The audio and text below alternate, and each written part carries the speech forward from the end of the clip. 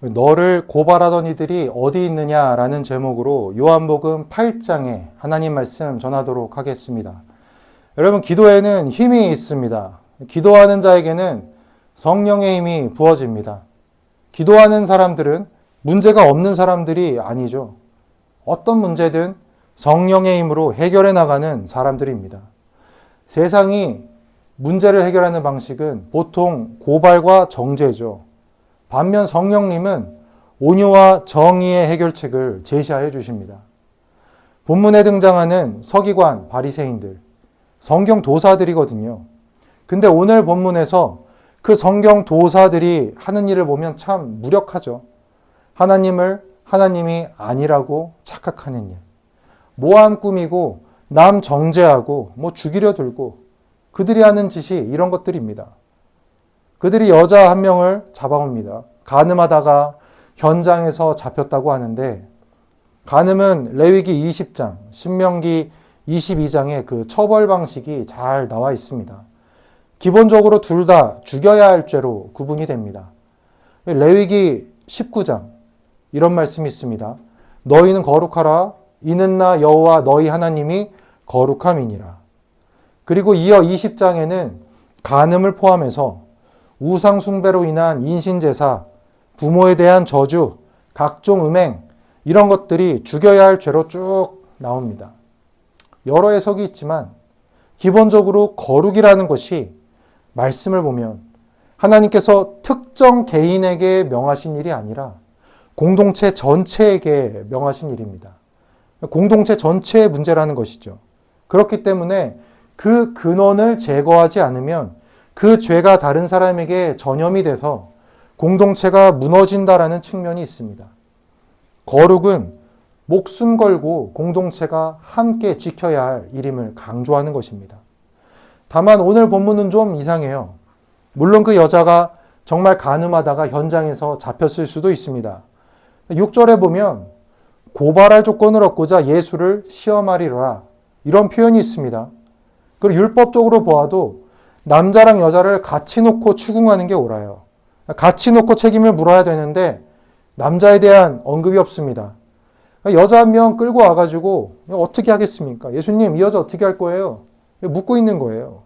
여러분, 이거 우리의 대적, 악한 마귀가 계속 해온 일입니다.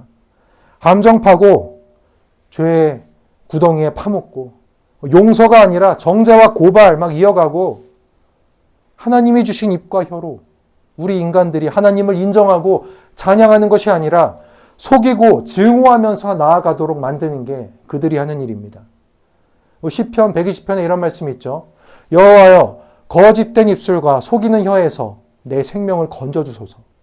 그들에게 필요한 말은 이 시편 120편의 말씀이었습니다.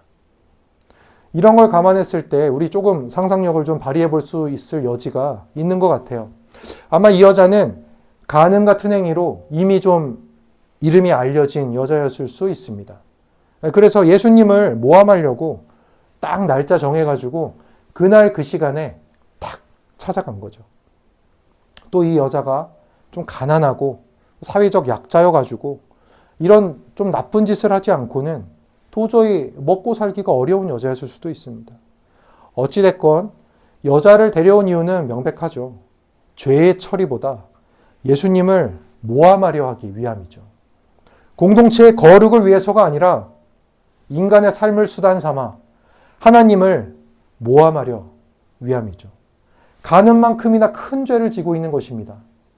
여러분, 우리도 종종 교회나 가정에서 삶의 자리에서 그럴 수 있습니다. 봉사라는 이름으로, 열심이라는 이름으로 하나님의 정의가 아니라 각자의 정의를 실천하려 할 때 있습니다. 여러분, 우리 경계해야 됩니다. 사랑과 용서를 잃어버린 정죄의 책망은 클 수 있습니다. 다시 본문을 보면 이 바리새인과 서기관들은 상당히 똑똑한 사람들인 건 분명합니다. 예수님은 정말 궁지에 몰리셨어요. 유명한 딜레마죠. 예수님은 유대인의 몸으로 오셨기 때문에 유대 율법을 지켜야 하는 상황이셨죠. 그동안 선지자, 훌륭한 선생, 랍비 이런 명성도 많이 얻으셨습니다. 그러니까 유대 율법은 기본적으로 여자가 지금 혼자 있다 하더라도 이 여자를 죽음으로 다스리는 것이 원칙입니다. 그러니까 예수님이 대놓고 죽이지 말라 이렇게 말씀하시면 율법에 위배되는 것이죠. 또 다른 상황은 당시 이스라엘이 로마의 지배를 받을 때 아니었습니까? 그러니까 원칙상 이런 사법권은 로마 정부에 있는 것이죠. 예수님이 율법대로 이 여자를 죽여라 라고 말씀하셔가지고 이 여자가 진짜 죽어버리면 로마법으로 문제 삼을 수 있습니다. 거기에 더해가지고 그동안 사랑과 용서를 설파하셨던 주님의 가르침과 여자를 죽여라는 부딪히는 일인 거죠. 맞지 않죠. 답이 없는 상황입니다. 우리도 그런 상황 종종 마주하지 않나요? 뭘 선택해도 막연하고 답이 없고 그래서 결국에는 주변에 물어보죠. 답 없는 사람들한테 똑같이 물어봅니다. 주변 인생 컨닝합니다. 그래서 써내는 게 뭐예요? 정답 써내나요? 오답 써내죠. 오답 써내면 어떻게 되나요? 재시험 쳐야죠. 또 그 문제가 반복됩니다. 인생의 문제를 마주할 때 우리가 봐야 할 건 하나님의 말씀이에요. 그걸로 해석해서 풀어야 정답이 써지는 거거든요. 난자를 만났을 때 하나님이 어떻게 하셨는지 기억해 보십시오. 바다가 앞에 있습니다. 바다를 갈라라. 무장한 장수가 있습니다. 돌멩이 하나면 된다. 폭풍이 몰아칩니다. 내가 잠잠케 하겠다. 하나님의 해결책은 너무 확실해요. 근데 우리가 사는 세상에서는 그렇게 확실한 해결책이 없어요. 그러다 보니까 그걸 믿기가 힘들어요. 그래서 하나님의 도움이 필요할수록 우리에게 필요한 것은 더더욱 믿음인 것입니다. 여러분들도 이런 믿음 갖고 사시길 바라겠습니다. 우리의 답답함이 하나님의 답답함이 아니고 우리의 실패가 하나님의 실패는 더더욱 아닙니다. 하나님에게는 항상 답이 있고 승리가 있습니다. 물론 문제 해결하고자 문제 해결하려고 하나님 믿는다 이런 거 아니에요. 하지만 하나님을 믿기 때문에 문제를 마주하면 믿는 분을 기억해서 그 문제를 해결한다는 것이죠. 용서와 감사로 문제를 이겨나가는 것입니다. 우리 6절에서 8절 보면 굉장히 상징적인 모습이 나옵니다. 예수님이 답을 쓰십니다. 갑자기 땅에다가 뭐라고 막 쓰세요. 초대 교부들도 비슷한 상상을 했습니다. 손가락으로 땅에 글씨를 쓰신 거. 이 손이 어떤 손이죠? 하나님의 손이. 처음 인간을 만드셨던 그 창조의 손. 십계명과 율법을 주신 그 정의의 손. 그 손으로 똑같이 땅에다가 쓰기 시작하셨어요. 어떤 걸 쓰셨는지 성경에 안 나옵니다. 그래서 몰라요. 하지만 중요하지 않아요. 중요한 건 뭐냐 하면 주님의 그 행동과 이어서 하신 말씀이 중요합니다. 죄 없는 자가 먼저 돌로 쳐라. 이 먼저라는 말이 굉장히 중요합니다. 바리새인 서기관은 말할 것도 없고 당시 유대인들은 성경과 율법을 굉장히 잘 아는 사람들이었죠. 그래서 예수님의 행동을 본 그 사람들은 아마도 신명기나 예레미야의 말씀을 떠올렸을 확률이 굉장히 높습니다. 신명기 17장 6절에서 7절 말씀 보면 이런 종류의 말씀이 나와 있습니다. 죄의 대가로 사람을 죽일 때 최소 두세 사람이 증언해야 되고 죽일 때에는 증인이 맨 먼저 돌로 쳐 죽여야 된다. 증인이 맨 먼저 돌로 치라고 돼 있어요. 주님의 말씀도 보면 죄 없는 자가 먼저 돌로 쳐라. 헬라어 성경을 봐도 먼저라는 뜻의 프로토스라는 형용사가 정확하게 사용되어 있습니다. 그러니까 아무도 돌을 던지지 못했다는 건 어쩌면 돌을 든 사람들 중에서 저 여자가 간음하는 현장을 똑똑히 보았다라고 하나님 앞에 맹세하듯 증언할 사람이 없는 것일 수도 있어요. 또 예레미야 17장 13절을 보면 주님을 버리는 사람마다 수치당하고 주님에게서 떠나간 사람마다 생수의 근원이신 주님을 버리고 떠나는 것이므로 그들이 땅바닥에 쓴 이름처럼 지워지고 맙니다. 이런 말씀이 있습니다. 오늘 본문이 8장 아닙니까? 근데 여러분 7장에 예수님이 이런 말씀하세요. 바로 전이죠. 많이 암송하시는 말씀일 텐데 누구든지 목마르거든 내게로 와서 마시라. 나를 믿는 자는 성경의 이름과 같이 그 배에서 생수의 강이 흘러나오리라. 뭔가 맞아떨어지지 않습니까? 주님이 땅에 글씨 쓰시는 모습을 딱 보여주시고 죄 없는 자가 먼저 돌로 쳐라 이렇게 하시는 게 여러분 쉽게 표현하면 야 니들 중에 정말 간음 현장 직접 본 증인이 있으면 하나님 앞에 맹세하고 먼저 나와서 돌로 쳐. 대신 거짓이면 하늘 명부에서 이름 지워진다. 이런 메시지죠. 뭐 전부는 아닐 수 있겠지만 적어도 몇 명은 그 말씀이 머리에서 막 교차될 수 있겠죠. 한두 명 깨달으면 바로 서로 눈빛 교환하잖아요. 거기에다가 예수님이 이미 당시에 굉장히 유명하신 분이었어요. 그러니까 더 두려웠겠죠. 만약에 진짜면 어떡하지? 함부로 행동했다가 혹시 진짜면 그 말씀처럼 내 이름 지워질 수도 있는데. 여러분, 유대인들이 예수님은 안 믿어도 하나님은 믿었잖아요. 하나님 믿는 자들에게 이름 지워진다는 것만큼 무서운 말이 있습니까? 물론 가장 큰 힘은 성육신 하나님께서 그들의 마음 한가운데를 꿰뚫어 진리를 선포하시니까 죄인된 인간이 견딜 수가 없는 것이죠. 근데 예수님은 아마 그 상황이 굉장히 마음 아프셨을 거예요. 죄인을 정죄하려는 또 다른 죄인의 모습. 거룩하기 위해서가 아니라 시험하려고. 누구를 시험하죠? 하나님을. 성육신 하나님을 시험하려고 율법과 하나님의 형상을 이용해 먹는 이 더러운 모습들. 안타까운 건 여러분, 지금도 우리 주변에 이런 모습들 많이 있지 않나요? 가끔은 내가 그 사람일 때도 많잖아요. 내가 돌을 든 사람이고 내가 바리새인 서기관일 때가 많잖아요. 여러분, 물론 바리새인 서기관들이야 예수님 모함하려는 목적을 명확하게 가지고 뭐 그 자리에 있다 치지만 거기 나머지 돌을 든 사람들은 솔직히 이런 거 아닙니까? 죄 지은 여자 하나 죽여서 민수기 신명기에 나오는 율법 말씀 지켰다라는 만족감, 그 여자가 느낄 이 엄청난 공포와 수치, 이거를 갖다가 율법 준수의 어떤 개인적 만족으로 대체해버리는 안타까운 현장입니다. 하지만 예수님의 말씀 앞에 사람의 거짓은 통하지 않습니다. 주님의 말씀과 부딪혀서 그들이 할 수 있는 것이 아무것도 없습니다. 그저 자기의 죄를 돌아보며 회개하는 것 외에는 할 수 있는 게 아무것도 없는 것이죠. 우리가 성경을 읽고 묵상하고 기도해도 마찬가지예요. 어떤 해결책을 구하고자 말씀과 기도 앞에 나가도 가장 먼저 보게 되는 건 해결책이 아니라 내 죄인 것입니다. 말씀 앞에 서면 내가 어떤 목적으로 그 말씀 앞에 섰든지 가장 먼저 보이는 건 나의 더러운 죄인 것입니다. 지금 내가 돌을 들 때가 아니라는 걸 깨닫게 돼요. 돌 내려놓고 회개할 때임을 깨닫게 되는 것입니다. 회개로 그 죄가 씻겨나가면 그 자리에 성령의 지혜가 임하죠. 비로소 땅의 것들이 풀려나가는 것입니다. 저는 이 이야기가 너무도 감사합니다. 왜냐하면 하나님께서 율법대로 죽여라 라고 말하는 걸 허용하지 않으셨기 때문이에요. 여러분, 이게 바로 하나님의 해결 방식입니다. 자비와 온유함. 아울러 죄인을 고발하는 것도 용납하지 않으십니다. 이것 또한 하나님의 또 다른 해결 방식이죠. 공의와 의로움. 여러분, 성령이 하시는 일은 이렇게 온유와 의로움이 함께 작용하는 역사입니다.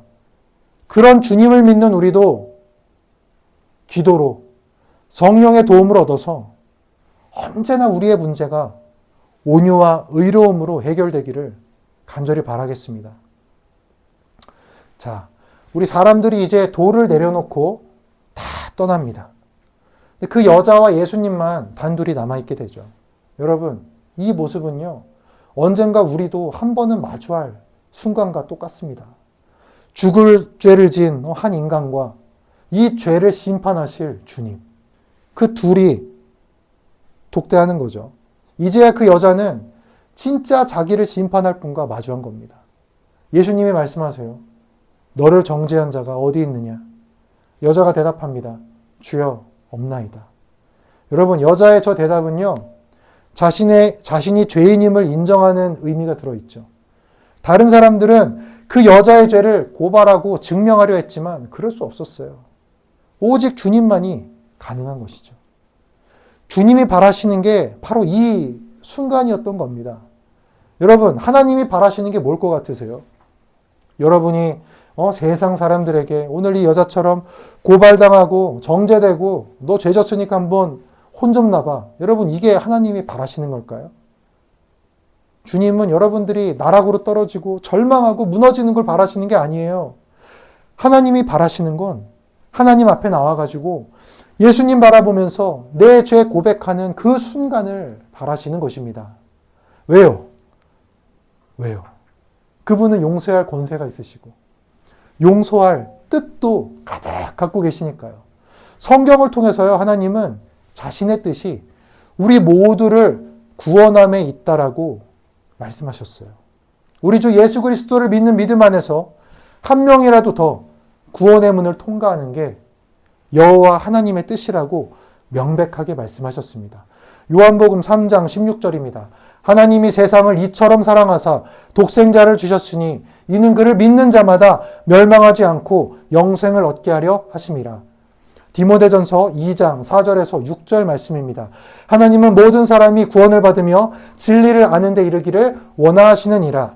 하나님은 한 분이시요 또 하나님과 사람 사이에 중보자도 한 분이시니 곧 그리스도 예수라. 그가 모든 사람들을 위하여 자기를 대속물로 주셨으니 기약이 이르러 주신 증거니라. 우리에게도 마찬가지입니다. 주님이 우리에게 바라시는 건 우리가 고발당하고 무력하게 죽고 남을 정죄하고 그런 모습이 아니라 주님 앞에 나와서 죄 용서받고 구원의 감격을 맛보며 여호와 우리 주여 주의 이름이 어찌 그리 아름다웁니까? 이런 시편 찬양을 외치는 그런 삶을 바라시는 것입니다. 너를 정죄하지 않겠다. 다시는 죄를 짓지 마라. 주님은 여자의 죄를 아셨어요. 그리고 그 죄가 반복돼서는 안 되는 죄임도 아셨어요. 다만 주님의 말씀에는 뉘앙스라는 게 있죠. 작은 죄 하나만 지어도 너 끝이야. 이런 게 아니라 오늘의 이 기억, 용서받은 기억 품고 죄를 다스리며 살라는 게 핵심이었습니다. 여러분, 악한 자 마귀의 꼬임에 넘어가지 마세요. 그가 하는 짓은 진리를 꼬는 일입니다. 용서와 권면의 메시지를 듣고 그럼 막 죄 짓고 살아도 되겠네. 이런 생각하는 거는 사랑과 진리를 꼬는 것이에요. 회개한 사람도 연약함으로 넘어질 수 있어요. 근데 회개한 사람은요, 내가 받은 용서, 나를 용서하신 분의 자비를 이용해 먹진 않습니다. 죄에 넘어지면요, 그냥 여기가 좋다 이러고 머무는 그런 게 아니에요. 다시 일어나서 거룩을 향해서 달려가려고 노력하죠. 주님이 원하시는 게 그겁니다. 그게 회개한 자의 자세인 것이죠. 예수님은요, 그 여자의 죄를 잘 아셨어요. 죄를 심판할 권리도 있으셨어요. 근데 용서를 택하셨죠. 여러분, 제일 이상한 게 이거예요. 용서를 택하셨다는 거. 왜죠? 말씀에 따르면, 성경 말씀에 따르면 죽어야 되잖아요. 하나님은 반드시 죄값을 물으시거든요. 그 여인에게나, 저에게나, 여러분에게나 하나님 반드시 죄값 물으십니다. 우리 모두에게 하나님 반드시 죄값 물으실 거거든요. 근데 왜 그 여자가 죽지 않은 거죠? 근데 왜 그 수치가, 그 여자가 당할 수치, 왜 그게 그 여자를 피해간 거죠? 어떻게 그 여자가 멸망을 피할 수 있게 되었나요? 당시에는 알 수 없었습니다. 나도 너를 정죄치 않는다. 너에게 죄를 묻지 않겠다. 그때 당시 상황으로는 이해되지 않는 말이었어요. 상황과 논리로는 이해되지 않는 말이었어요. 근데 시간이 조금 더 흘러서 이해하게 됩니다. 나도 너를 정죄치 않겠다는 말, 너에게 죄를 묻지 않겠다는 말. 그 여자와 우리가 죽지 않고 살 수 있는 이유가 드러나게 돼요.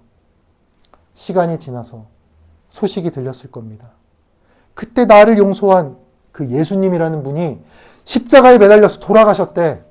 그분이 마지막까지도 나 말고 나뿐만 아니라 자기를 매단 그 죄인들까지도 용서와 구원을 선포하시면서 숨을 거두셨대.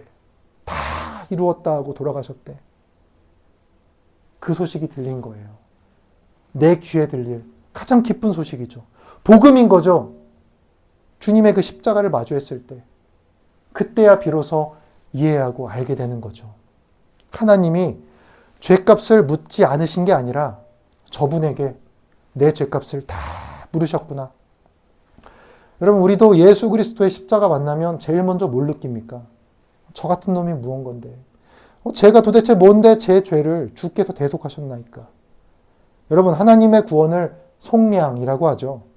값을 지불해서 노예를 자유롭게 해방한다는 게 속량입니다. 내가 당할 수치, 내가 맞을 도를 저분이 다 감당하신 거구나. 내가 마주할 하나님의 이 진노하신 얼굴을 저분이 다 마주하신 거구나. 죄값 물으셨구나. 엄청난 죄값을 물으셨구나. 심지어 믿음 외에는 아무런 대가도 원하지 않으셨어요. 왜일까요? 어떤 대가로도 죄의 값을 지불할 수가 없으니까요. 사람의 후손 중에 그걸 지불할 수 있는 존재가 없으니까요. 오직 하나님의 독생자만이 그 대가를 지불할 능력이 있으신 거죠. 여러분, 그래서 구원이 은혜인 거예요. 쟁취한 전리품이 아니라 주어진 은혜인 거예요. 도저히 인간의 지식으로 설명되지 않아요. 그래서 구원이 인간으로부터 나올 수가 없는 거죠. 구원은 우리 주님 예수 그리스도의 십자가 보혈 외에는 값을 치를 수도 없고 만들어낼 수도 없습니다. 그 후 그 여자의 삶이 어땠을까요? 만약 그 여자가 부활의 소식을 들었다면 변화는 확실했겠죠. 그 여자는 평생 용서받은 기억, 다시는 죄를 짓지 말라는 예수님의 그 말을 기억하면서 살아갔을 것입니다. 여러분, 우리도 그래야 합니다. 우리도 그런 것들을 기억하며 살아가는 것입니다. 용서받고 기분 개운하다 이런 게 아니라 십자가와 부활의 주님을 만나는 순간까지 나아가는 것입니다. 여러분, 혹시 지금 죄 가운데 있고 마귀의 고발 가운데 있고 무엇보다 답답하고 억울하고 이런 분들 계신가요? 그때 우리 뭐 해야 되죠? 돌 집어든 사람, 나를 공격한 사람, 그 사람 바지가랑이 붙잡고서 돌 던지지 마세요. 나 공격하지 마세요. 너무 힘들어요. 살려주세요. 애원하는 건가요? 아니에요. 우리가 뭘 해야 되죠? 권세자, 돈 가진 사람, 힘 있는 사람, 이런 사람 찾아가서 나 억울하다고 도와달라고 하소연하는 건가요? 아니에요. 우리가 할 것은요, 주님, 아무도 없나이다. 나를 심판하고 용서하시리, 나를 구원하시리가 당신 말고는 아무도 없나이다. 이 고백 안고서 주님께 나아가는 것이에요. 우리 주변에 돌든 자들 있습니까? 악한 자 마귀가 죄의식으로 나를 고발하려고 합니까? 여러분, 앞에 서 계신 주님을 바라보십시오.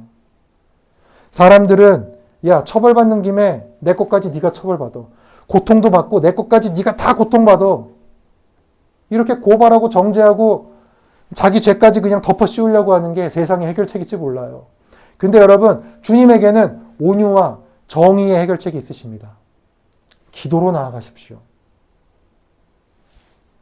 정의가 선포되고 하나님의 온유함이 여러분에게 베풀어질 것입니다.